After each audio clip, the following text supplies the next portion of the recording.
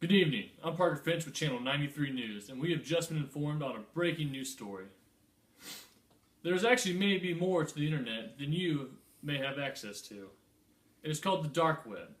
The internet that you have access to is just the top layer. Underneath of this is the dark web. You may be asking yourself, what is this dark web that he's talking about? Well, the dark web is the part of the internet that not everybody has access to, and involves a lot of shady dealings. The dark web has people set up sites on it, almost like storefronts to offer their goods and services that they have. While you may be thinking, this doesn't sound all that bad, just wait until I tell you what they have on there to offer. The dark web's main product is drugs, including marijuana, psychedelic mushrooms, the party drug cocaine, the super addictive drug heroin, and crystal methamphetamine. Alongside these are such items as bomb-making instructions, hitmen, prostitution, hacking services, fake IDs, child pornography, and even more. Many criminals use the dark web to gain access to these items. Now you may be thinking to yourself, how do they get away with this, or at least not get in trouble or caught? Well, I'll tell you. First, not everyone has access to the dark web. They need a special service called the Tor browser, also known as the Onion router. The Tor browser helps by routing and rerouting the user signal over and over. This makes it incredibly hard for anyone to access and look at the activity that is going on that person's computer. This is a key component of why criminals like it. The dark web offers a layer of anonymity that regular shady dealings cannot.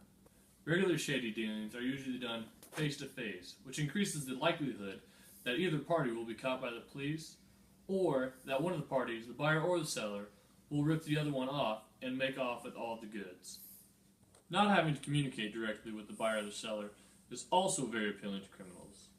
But even on the dark web, there are instances of the buyer being ripped off and having all of their bitcoins stolen. For those of you that do not know what a bitcoin is a form of online currency, which cannot be tracked and can even be broken down into fractions of bitcoins.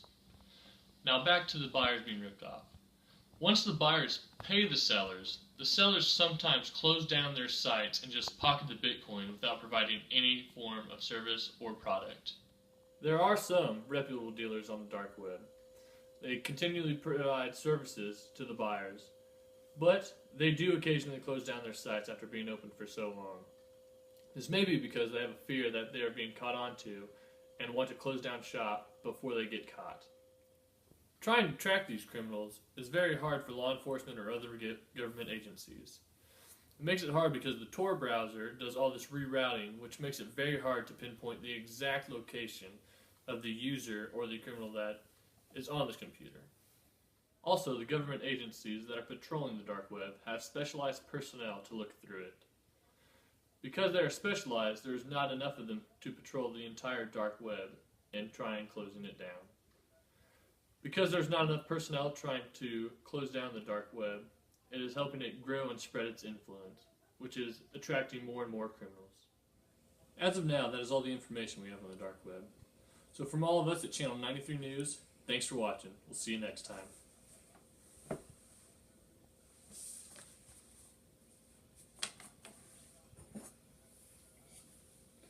Dear God, Janet, how much coffee did you put in this whiskey?